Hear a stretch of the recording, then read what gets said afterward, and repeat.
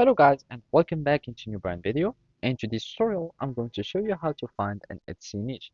So make sure to watch the video to the end and follow these simple steps. So basically for this uh, video we're just going to follow this Reddit, and this is a conversation about how to know if you have found a winning niche, etc.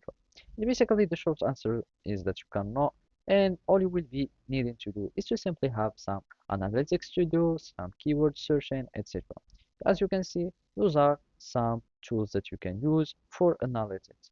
And as you can see, all you can do is to simply start analyzing competitors' shops and see what you can enhance or make better, etc.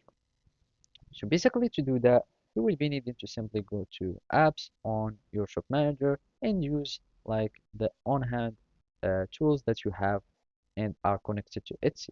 So then you can learn more, and basically it will take you to the Everbee page. You will need just to connect, and simply here you will find your shop. And basically this is the last update, and from here you will find your uh, your shop, and here you will find all your settings or stats and dashboard. Basically you can go, for example, to product analytics, and from there you can start like going by category or like searching for some kind of keyword searching, or for example, if we did t-shirts, what would be like the most uh, showing, and this is the price. And as you can see, it has like many reviews, and the listing age is like uh, 1 year and some months.